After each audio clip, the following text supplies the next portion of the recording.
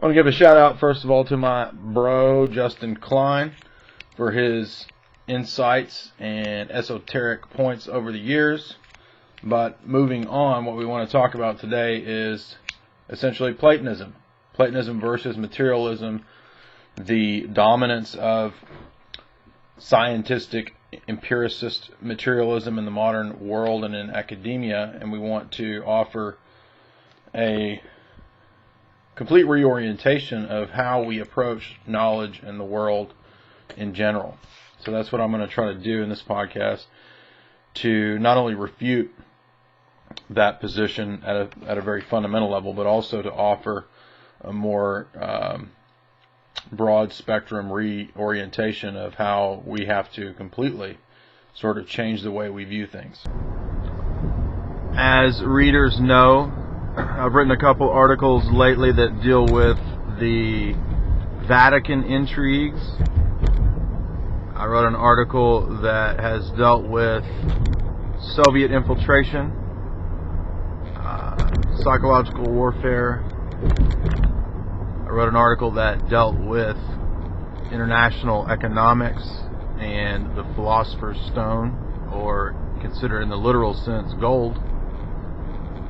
I did an article most recently based on a friendly chat / discussion / debate that I had with a hardcore materialist that a friend sort of set up, and that was really interesting. So I think what I'd like to do is talk about what I was getting at in a more in-depth sense with that article first, because a lot of people don't know about Platonism or what's meant by Platonism, why that would be relevant. In fact, in the discussion itself, the guy that I was talking to was the MIT professor, was familiar with the dialogues and with some of the Republic, but generally speaking, most people aren't familiar with the other works of Plato. There's actually a big, huge book of works attributed to Plato, at least. And in that tradition, there's a very unique approach to reality that I think is a step in the right direction. So I want to be clear that we're not saying that I'm not saying that Plato got everything right, that somehow Platonism operates as this sort of totality worldview that everybody should adopt, or that Aristotle didn't get things right in contrast to Plato and didn't have good criticism of Plato. Doesn't mean that Plato's Republic is the perfect form of how society should be run. I'm not saying any of that. What I'm particularly getting at is Plato's metaphysics, the worldview that Plato proposes in terms of things like higher realms of existence, or the forms, things like that, an ideational realm, if you will. I'm also not saying that Plato that there aren't some problems with Plato's explanation of that approach in terms of the classical criticisms like the third man argument and things like that. All that all that's going to be sort of set aside for the moment while we investigate the more esoteric or initiatory and revelatory and intuitive and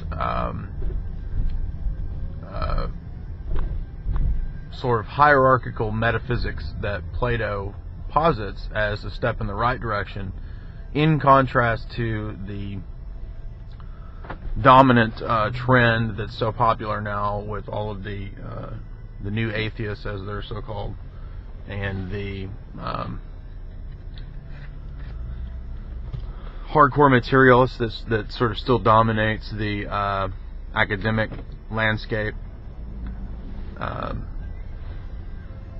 In order for all of that to be gotten rid of, as it should, we've got to have some kind of good foundational critique. Now, there have been for millennia foundational critiques, but for some reason these specters and these hydra just seem to keep popping up, and it's like you chop one head off of hardcore materialism.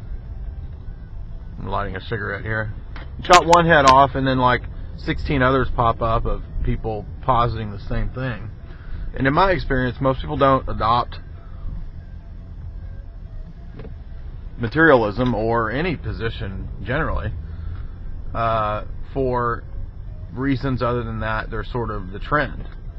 That's right. So, and I'm not saying that we should adopt a position just to be outside of the trend. I mean, possibly the trend is correct, but in this case, it's not.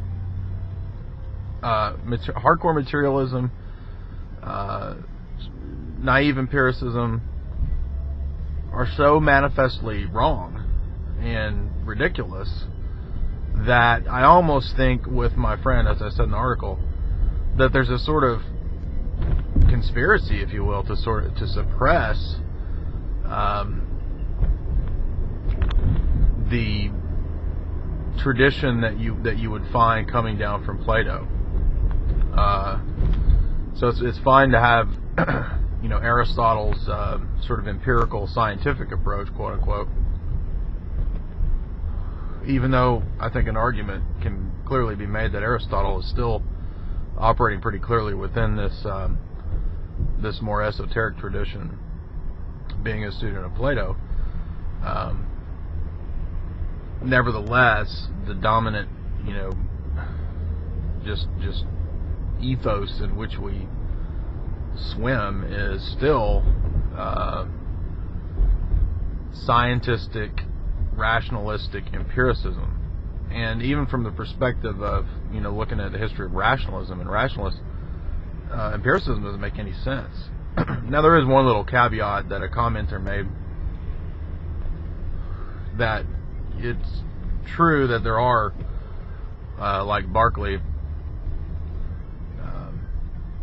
empiricist idealists, and one could put Kant in that tradition too. And Leibniz, with his doctrine of pre-established harmony and the monads, could possibly kind of be in that tradition too, except that I don't think Leibniz would necessarily think that all of reality is purely mental phenomenon. I mean, the monads are rational, so possibly in a sense they could be it could be construed that way. But I think the problem with that kind of a view is that it still lends credence to the idea that reality is all one kind of stuff. So, in other words, monism. And I don't think monism works as a worldview. I think this is one of the chief criticisms of all the sort of the Far Eastern worldviews, is that they end up being monistic, right? All reality is viewed as one type of thing, just purely as idea, or a bunch of different ideas, or it's sort of the flip side of rank materialism. In materialism, all reality is reductionistic and purely materialistic, and the argument goes that we don't really have a basis to believe in anything beyond matter, because it's not, quote, scientifically demonstrable. And so there's just this tremendous propaganda engine that is just working nonstop, 24/7, churning out just constant. And a lot of this is coming out of London. I've noticed, just with the new atheists and people like that. But we should examine the basic presuppositions, not because materialism isn't easy. I mean, it's very easy to dismantle and pull it apart, but I want to make it clearer what I was getting at in my argumentation. I gave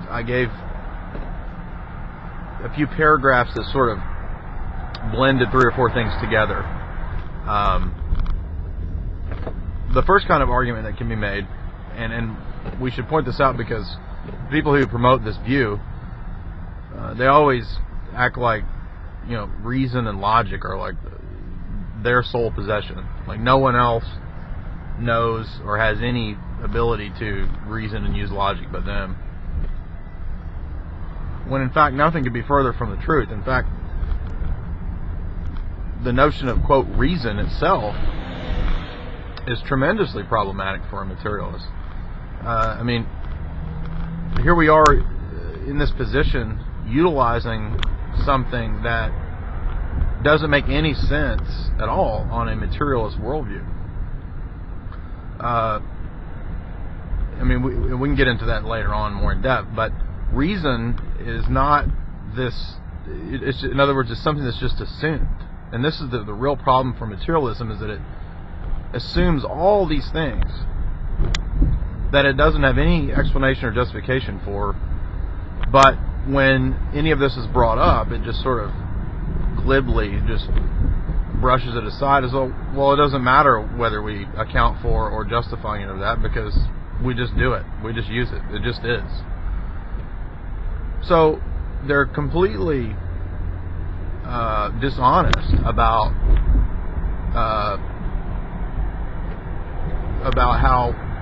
their use of the so-called scientific method, because according to the approach of the scientific method, we're not supposed to believe in things unless we have a rational, quote, rational scientific justification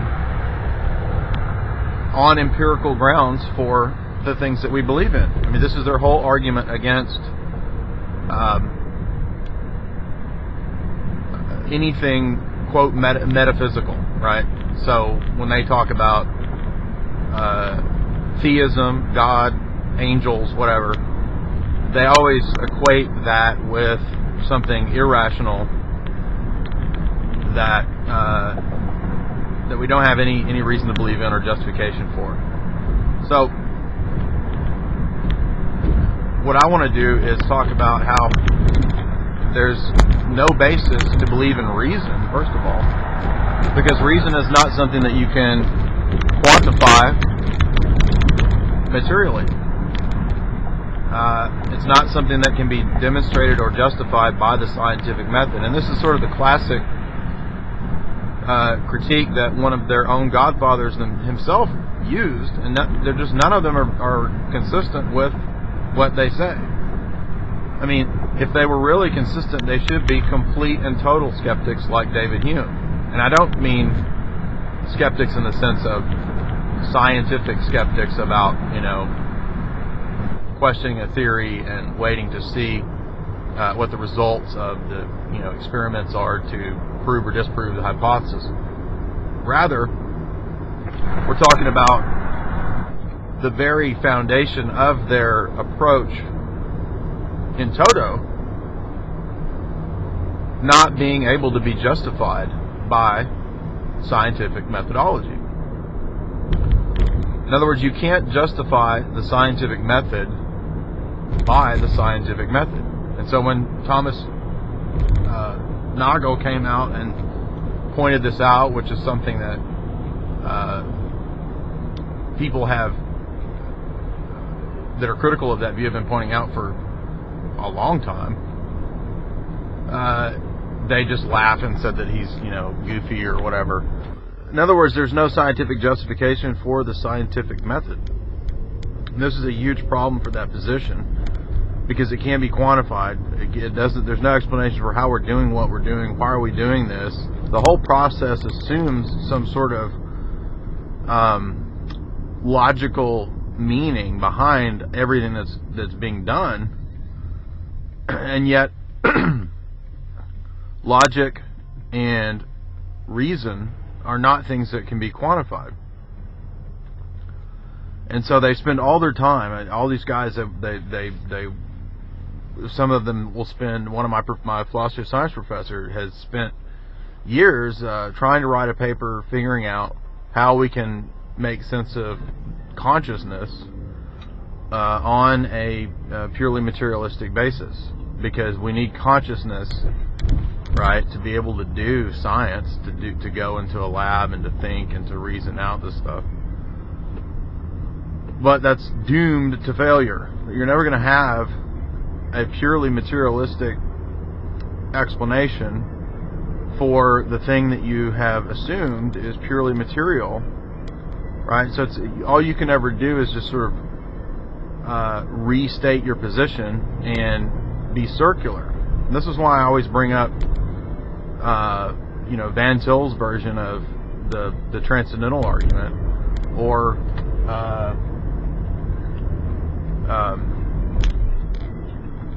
Gödel's incompleteness theorem, because the principle behind both of those points is that there is no purely material solution within a purely material system for something outside the system, and that's what they're trying to do. So in other words, as long as you approach, it would be like if I thought that everything was illusory, right? If I had some sort of radical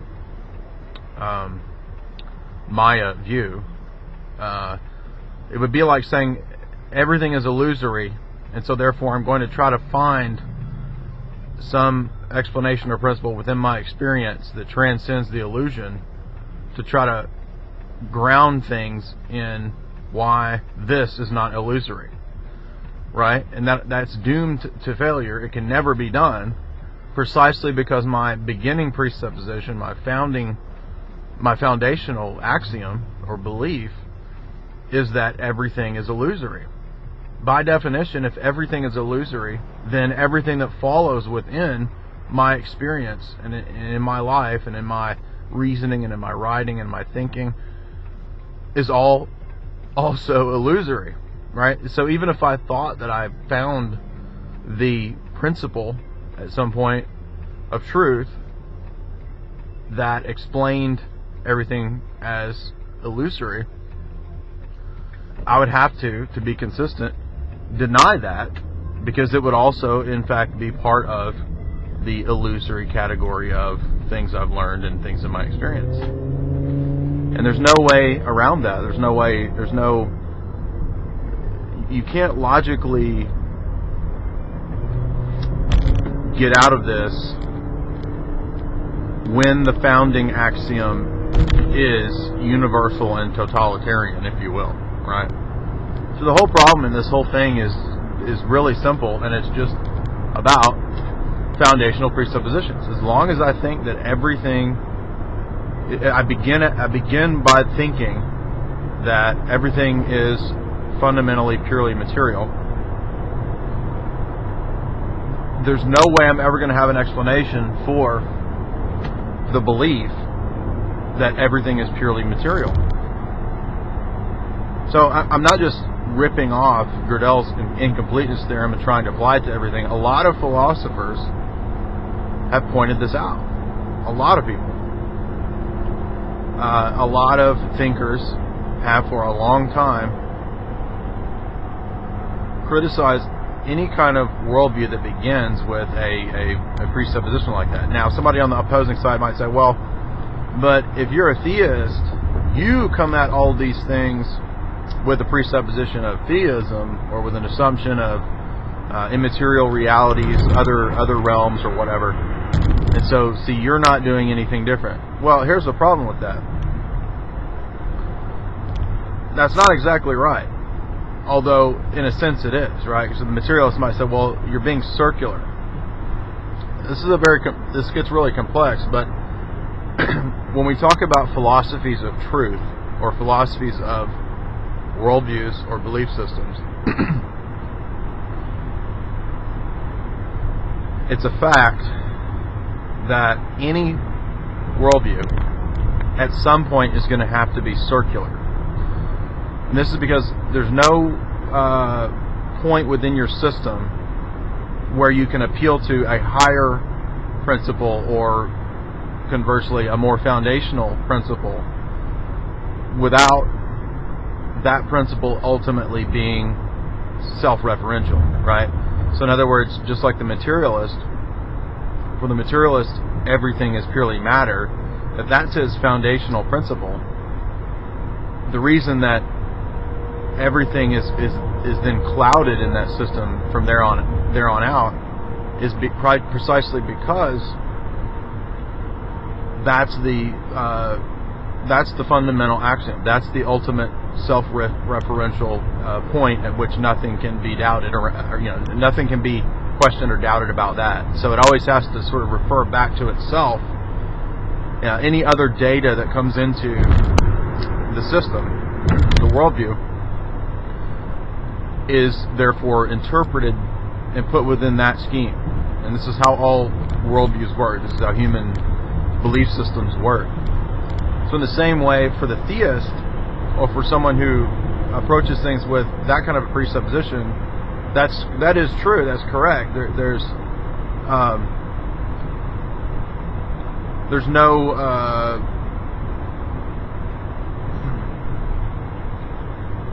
no fundamental axiom or appeal that can be made beyond the belief of the deity or whatever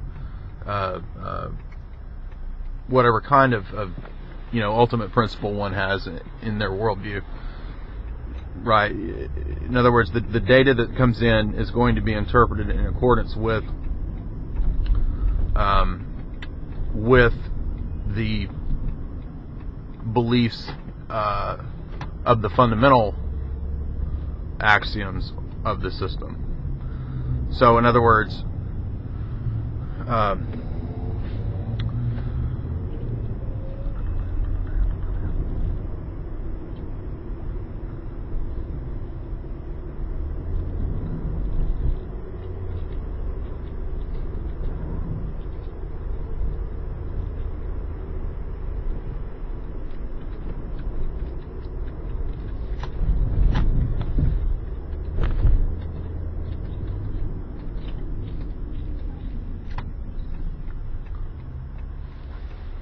so this is what's called a coherence theory of truth. In terms of epistemology, classically, you have a kind of, in the West, you have a kind of divide between a correspondence theory or coherence theory and a foundationalist view, right? And so people in the Aristotelian or the Thomistic or the what might be called classical epistemology tend to fall within the camp of what's called foundationalist epistemology. And a foundationalist believes that there are foundational axioms, foundational beliefs or propositions that everything is built upon that can't be questioned. And so for them, it's just self-evident that something like the law of logic or the laws of logic or the law of identity or something like that, something, the logic that Aristotle talks about, those things are foundational, self-referential, and cannot be questioned. The time of the Enlightenment and things like that, those began to be questioned by people like Hume, and precisely because in that view, if you're an empiricist, which that view is, generally speaking, is part of the empirical tradition. As an empiricist, you don't have empirical justification for those foundational axioms, right? So, to bring this back to what I was talking about with worldviews, I believe that a coherence theory of truth is the right view, because to not have that approach is to ultimately to surrender and to not be really well coherent or consistent with the beliefs that one has. In term, it's not to be consistent with making sense of the world. So when a materialist, who they're almost always going to be, generally speaking, within the empirical tradition, when an empiricist materialist talks about the fundamental axiom of materialism being something that can be questioned or doubted, they're actually operating more like a coherentist. And I suppose it's possible that there are people who hold a coherence view that are materialists. I think that would be kind of difficult to make sense of, but I'm sure there's somebody out there that does hold that kind of view. But getting a little bit off course here, bringing it back to the question of worldviews. So, in other words, if we've got a foundational axiom or belief, and we're an empiricist,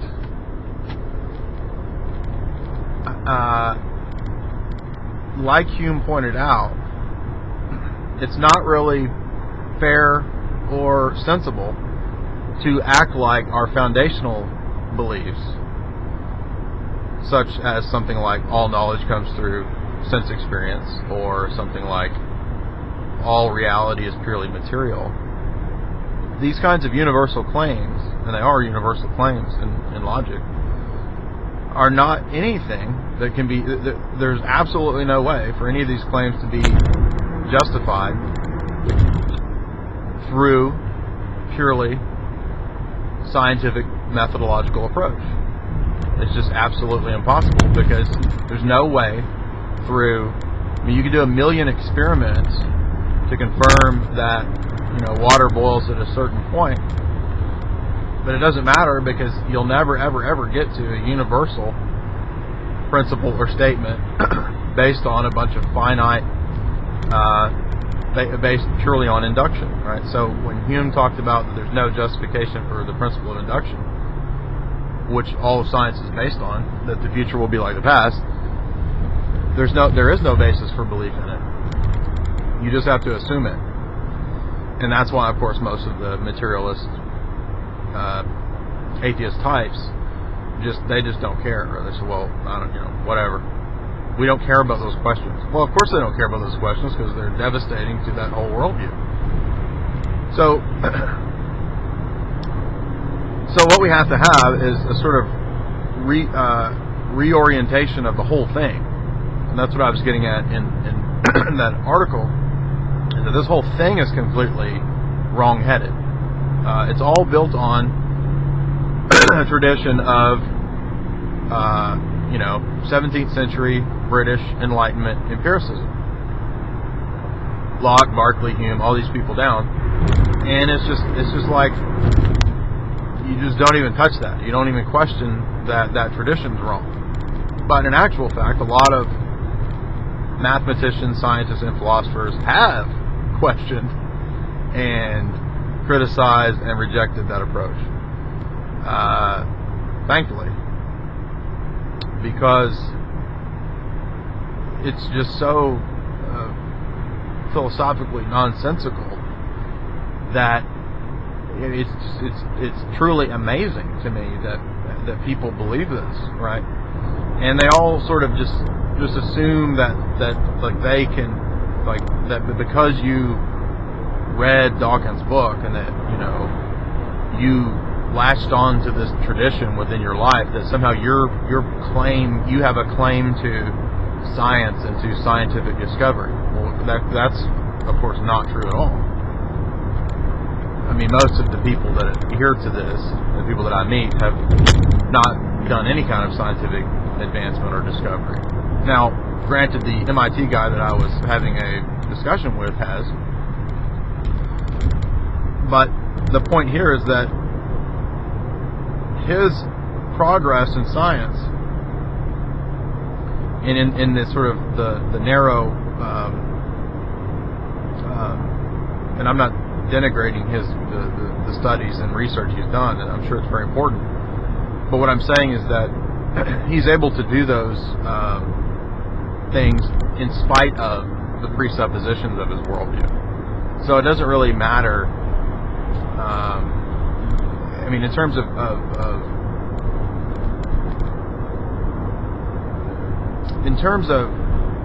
advancing things from a pragmatic perspective, it is true that that can be done having faulty presuppositions, right? I mean, and people on that view even admit this when they talk about the Middle Ages, or because obviously there were scientific discoveries and advancements that were done prior to the advent of Enlightenment empiricism. But so in other words, they affirm that same point too when they will admit that, well, yeah, I mean, obviously you don't have to have all of your metaphysical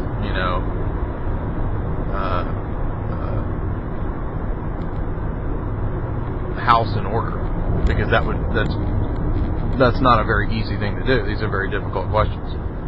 So, but back to the question of Platonism, right?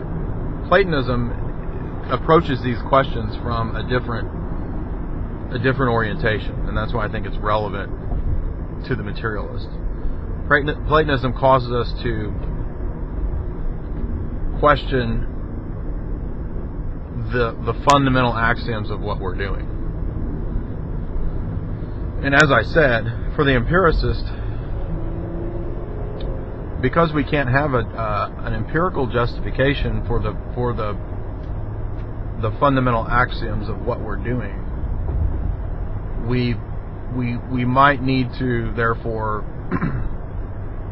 start at the very beginning, at the foundation, and look at how we might have a better way of making sense of all this data and of history and of ourselves and who we are, and basically an entirely different worldview, right? So we're not talking about the sort of localized things within the worldview, right? That's what I was saying about the ability of an atheist materialist to still be able to make scientific discoveries. He's doing that in spite of faulty presuppositions, right?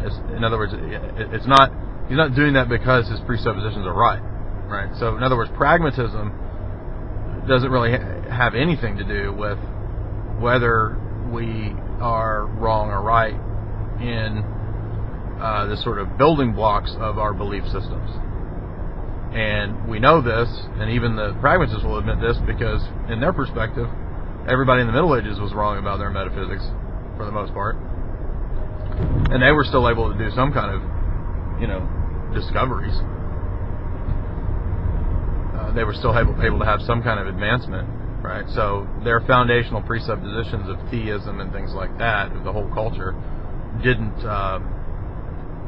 prevent, from their perspective, some kind of progress or advancement. Another point that should be made too in this regard: progress and advancement are also not things that you can quantify. On a materialist worldview, when we talk about progress, progress is a value judgment, right? In other words, we have to have an assumption of, there has to be a benchmark of some kind of gradation by which we can say this event, this invention, this thing, that, whatever, is progressive. It's moving in the direction of something presumably good.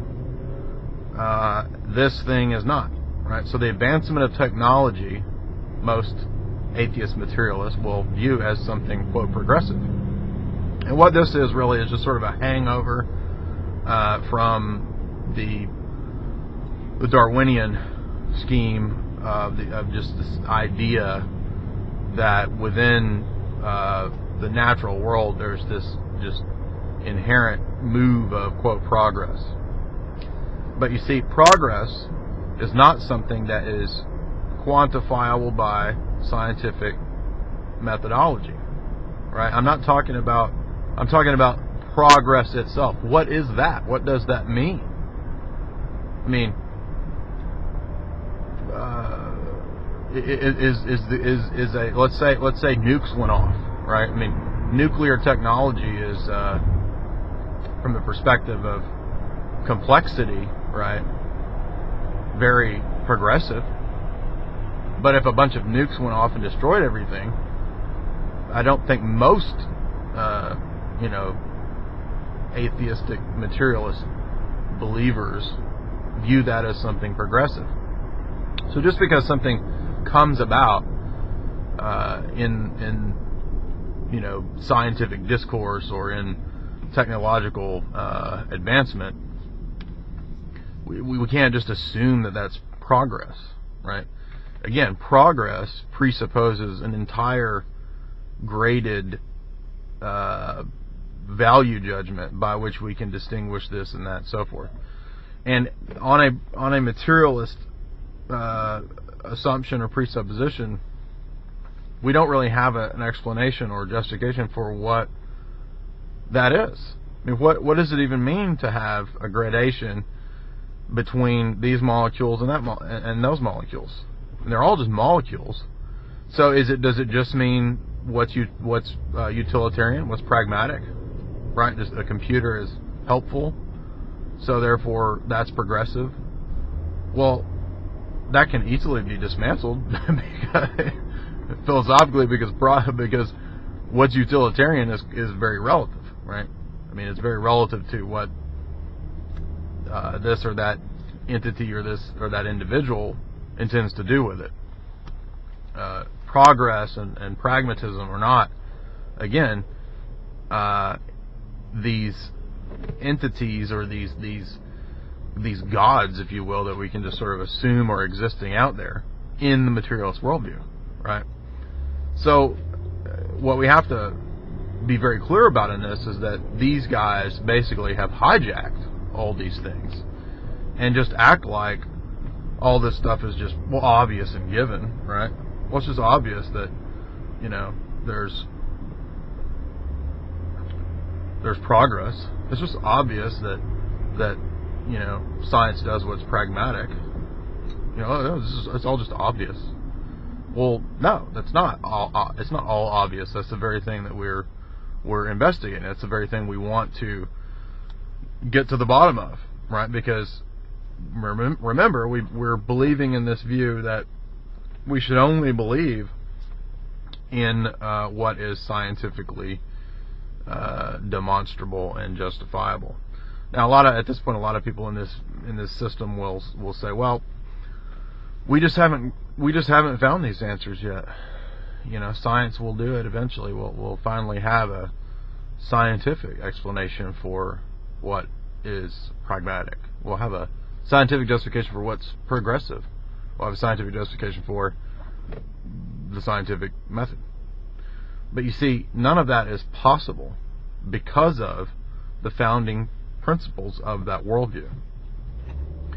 Again, and how do I know that? How can I prove that? Well, that's the whole point of Gödel's incompleteness theorem. You can't demonstrate something that by definition is outside the system and is outside of the possibility of that system's explanation, right? So if we look at this in terms of what Gödel argued with mathematics and set theory, you're not ever going to be able to justify mathematical sets outside of mathematical sets. But you need to, because you're trying to figure out how it is and why it is these sets operate in a certain way, and to try to reduce them all to in a reductionistic fashion to the very thing that you're using to work the system is never going to happen. It's impossible. Just like I made the point with illusion. If my founding principle of my whole worldview is that all reality is illusory, then at no point in my experience am I ever going to be able to find something that transcends that illusion. because by definition, whatever happens to me will be part of the big illusion. So it just should be self-evident, right? That should be obvious that, if I say something like, well, all my life is a dream, right, then any event that occurs can then potentially be part of the dream, and therefore I'll never know if I'm out of the dream, right? But that kind of a view is completely destructive to all possibility of knowledge, right? And anytime we adopt a view that is easily reducible to absurdity, which I think all these views are that I've been listening, we have to abandon that view. It's not rational, it's not logical, and it shows that these people don't have the monopoly on rationality and logic. In fact, they don't have much of it at all. They're completely wrong at it, because the whole thing starts from a faulty starting point. It's a faulty foundation. Now, I should qualify that, because that might sound like I'm being a foundationalist in my epistemology. It's very true that we have foundational axioms and beliefs. There's no denying that. But when it comes to justifying or explaining or giving an account for why we believe in those axioms, we have to reject empiricism, number one, and naive empiricism as an approach to the world, and as an approach to justifying those foundational beliefs. But we also have to realize that at that level of our worldview,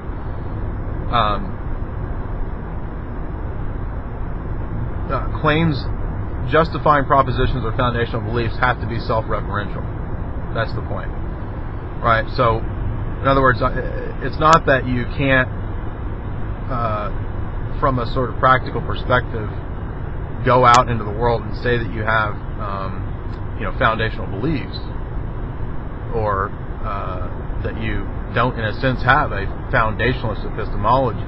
But it's rather that when we begin to question the presuppositions or foundational views of our system, we have to then understand that from a sort of third eye view perspective, if you will,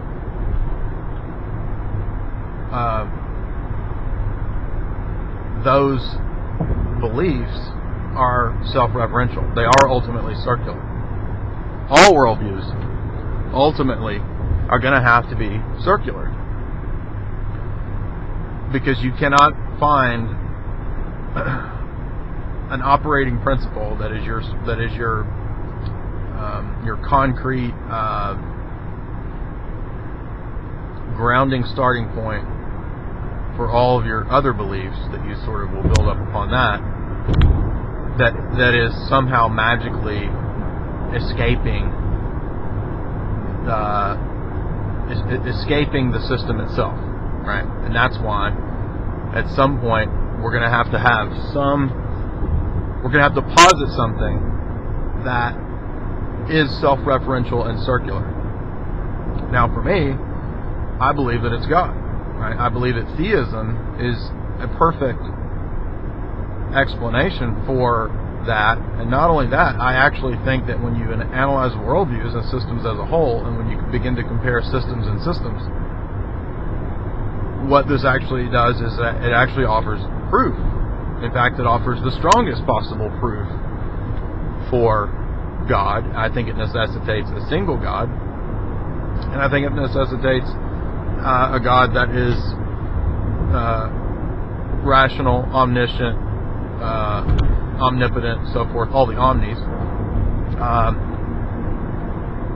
That isn't just the fill in the gaps type of approach, which is where the tradition of classical Western apologetics and arguments for theism, that's where that ends up leading, right? The empiricist approach of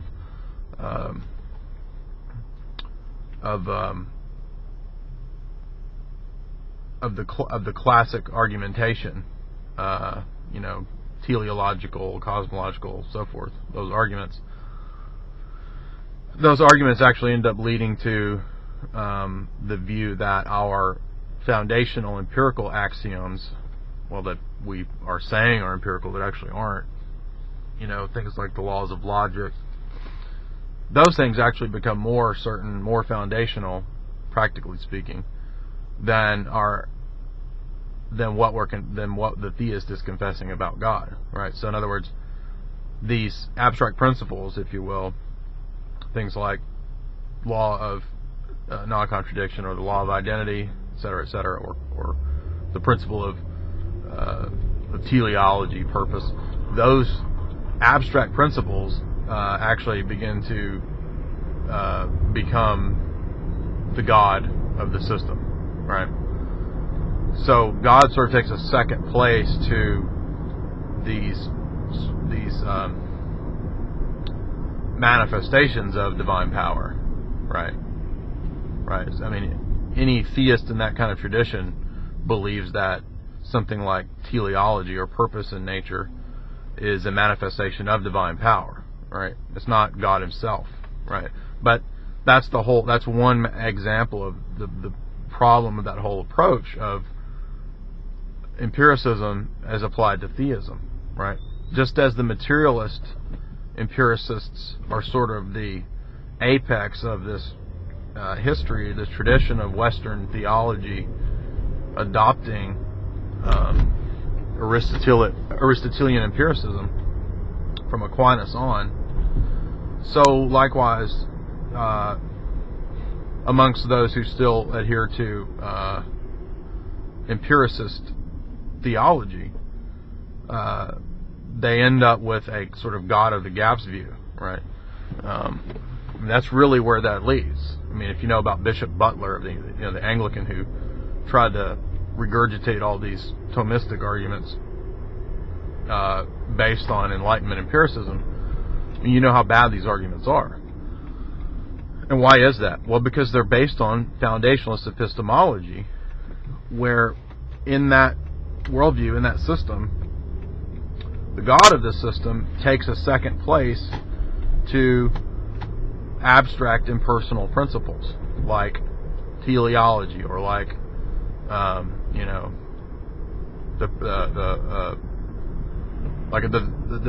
there's a direct connection between cause A and cause B, right? Principle of causality. Now, that's not to say that when we reorient everything, that we don't have teleology, or that we don't have causality, or that we don't have fundamental axioms. Of course we do. I mean, it would be completely ridiculous to deny all those things. But what we have to say is that none of those things are God, and none of those things are, considered in themselves, and none of those things are axiomatic justifications for the conclusion that they prove God. All of those things, rather, are manifestations or divine operations.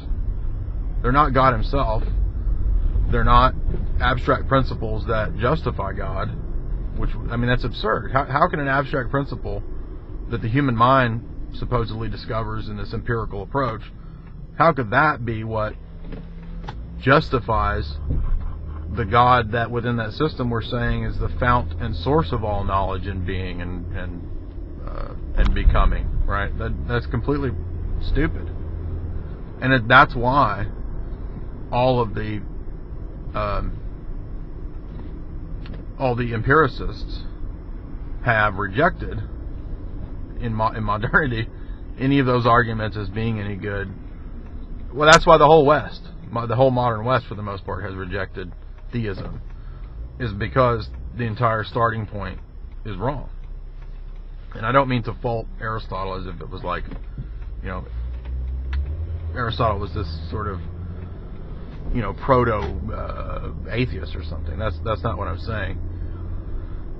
Like I said earlier, Aristotle was, I think, part of still this esoteric tradition, and so he did disagree with Plato on significant points.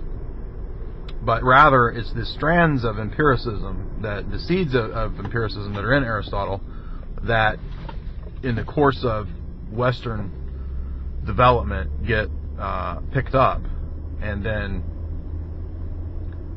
over time grow into the Enlightenment from nominalism. Right? Medieval nominalism is the inheritor of that, or is the medieval blossoming of this tradition that then gives rise to the Enlightenment empiricism that eventually gives rise to the dominance of just rank materialism that ultimately is the complete destruction of all knowledge, period. So the collapse that we're seeing of the Western world ultimately goes back to philosophical problems. This is something that a lot of people would probably take issue with or have not thought about, but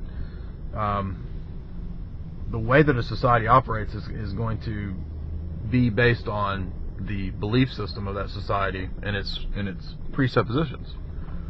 And if the society as a whole adopts presuppositions that are destructive to knowledge, destructive to even the possibility of knowledge whatsoever, then over time, even though scientific advancement is still happening, right, on a local level at this school or that school or whatever, once the ideology of pure materialism has sort of ensconced itself in all of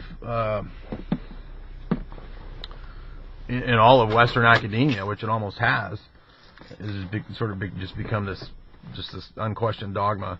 Once that's happened, there's not really much hope for fixing that system, I don't think, apart from the whole thing sort of collapsing, and maybe the survival somehow of the tradition that I'm talking about, which I think that it will. I mean, I don't think that the sort of London materialist atheist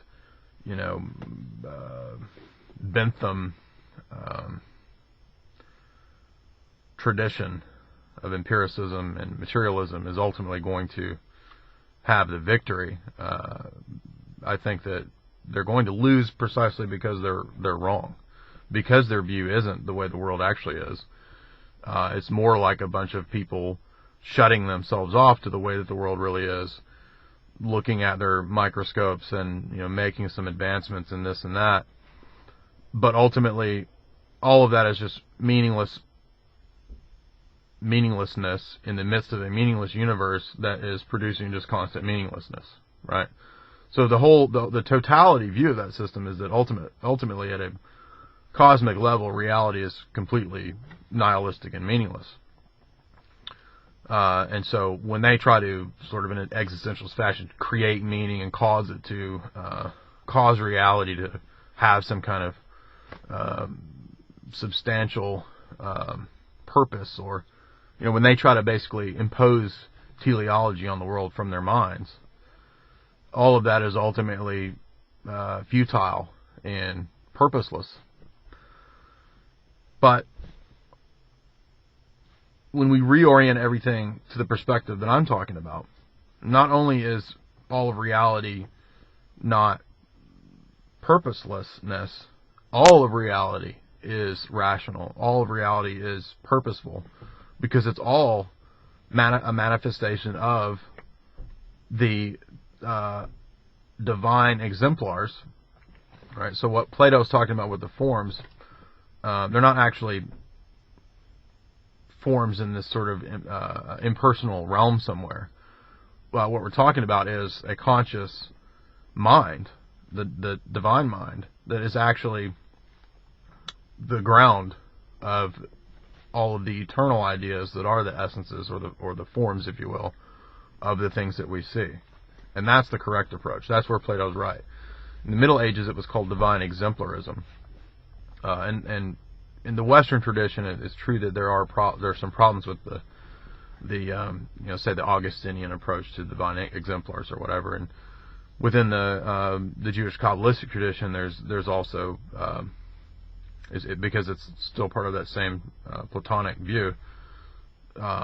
There's also a place for exemplarism. It's the same idea that's at work here, and that is that the things that we experience in the world, their essences, their meaning is not their logoi, their purpose is not contained solely in the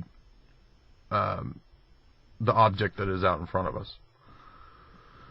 And that's because when we try to predicate things of the world, make sense of the world, when we try to talk about the problem of the one and the many, or when we talk about identity over time that I was talking about in my article, all these sort of classic philosophical problems are solved by grounding meaning, grounding essences, grounding the forms of things in an eternal realm, right?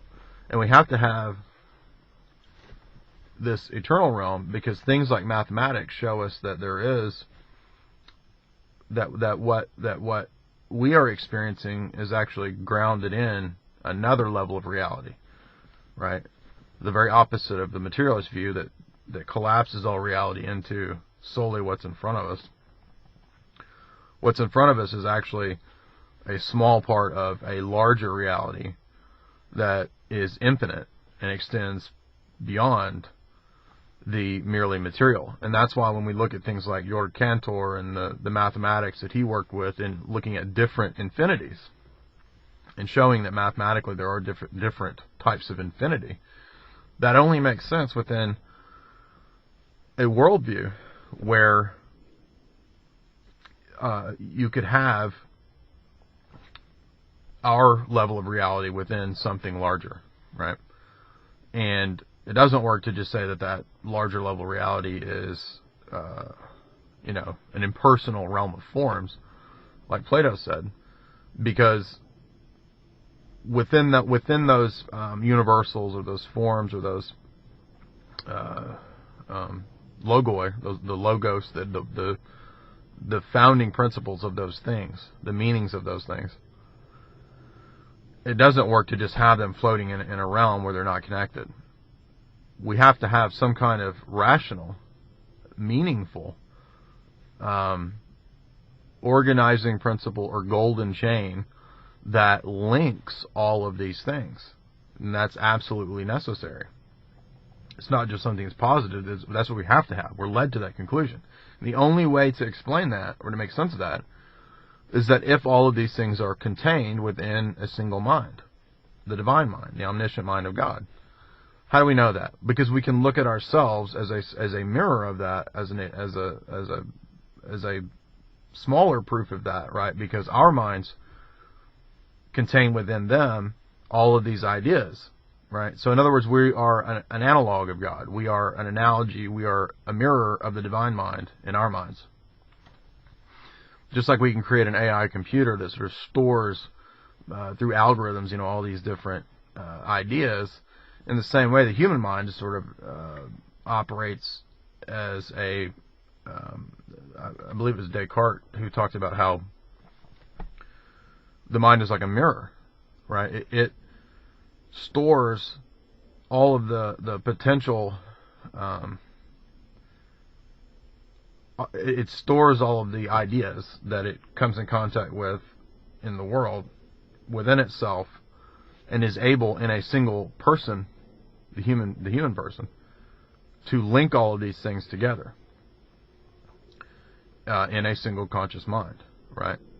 So when the, say, atheist materialist looks at us and says, well, you're just somebody like Feuerbach, right, with adopting that Feuerbach argument, you're just projecting that onto the world. You're just taking the fact that in your mind you encapsulate a bunch of different ideas and rationality, and you have a psyche, and you're just sort of projecting that onto the world and saying that, well, then all of reality must then be encompassed in this divine mind.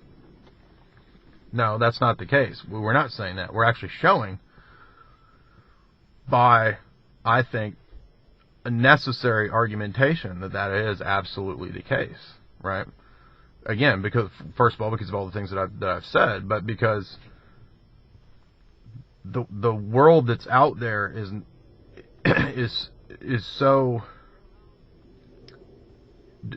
destroyed on the materialist view. All of the possibility of knowledge is destroyed on that view. The possibility of doing any kind of metaphysics, the possibility of making sense of anything, is destroyed on that view. So it's reduced in a reductio absurdum argument. It's reduced to such insanity that view is completely impossible. So then what do we offer in its place? Well, we look to this tradition that I'm talking about. We look to this plan, right, of a divine mind that has obviously, like an architect, designed all of this reality that we experience to such a minuscule degree that we see these archetypal geometric forms and patterns everywhere. I mean, that's what's so amazing about the Timaeus, is that Plato and Socrates were able to know and to see at such a universal cosmic level that these Platonic solids and forms, these Pythagorean principles, are evident everywhere in nature. And this is why, as Tegmark says, Galileo talked about nature being like a book written in the language of mathematics. Right? When I'm not just making a sort of generic teleological argument with this. I mean, I do think you can do a transcendental version of the teleological argument that makes sense of it. But I think that this is the right reorienting that needs to happen. This is obviously it's not going to happen with most people. That's sort of Plato's point with the allegory of the cave. But this is what has to happen for people who believe themselves to be enlightened, or to be scientists, or to be those who would presume to teach other people. If you would presume to enlighten others and teach others, then rank materialism is actually